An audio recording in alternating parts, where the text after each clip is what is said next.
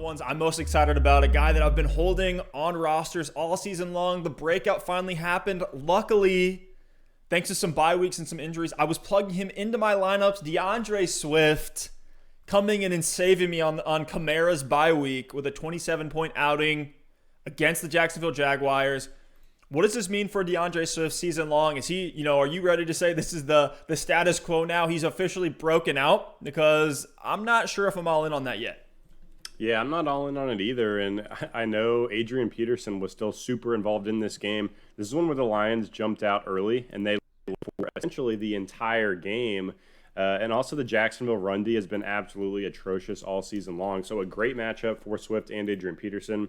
We saw Peterson get, 15 carries of his own and get a touchdown? Yep. So as long as AP is there and he's getting 10 to 15 carries a game, I think that really caps the upside that we're going to see for DeAndre Swift. Now, I will say it's really encouraging to see, and I think this takes Swift from kind of a desperation flex play to someone you can plug in at your RB2 spot and he has the upside. He's involved in the passing game as well. So definitely great to see. His value is definitely on the rise, but I would be very cautious. I don't think this is the breakout we've all been waiting for, and now he's going to be this 20 touch per game workhorse.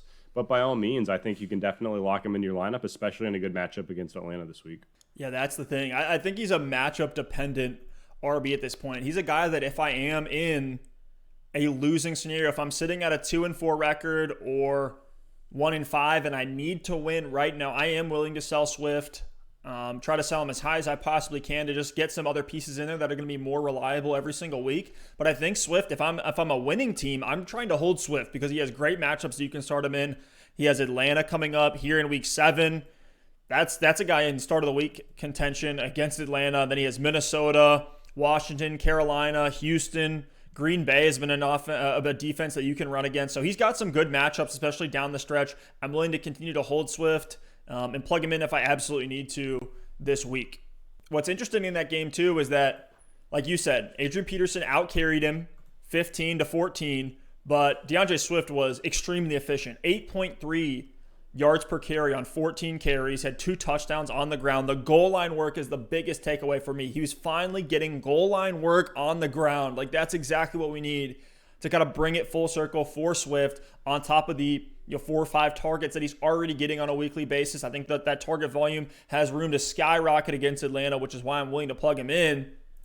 But at the same token, it's Matt Patricia.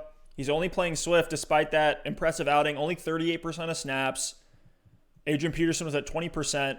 Kerryon Johnson was at 31%, saw 4 attempts and 2 targets of his own. So we'll see if Swift ever gets the reins of this offense under Matt Patricia's reign.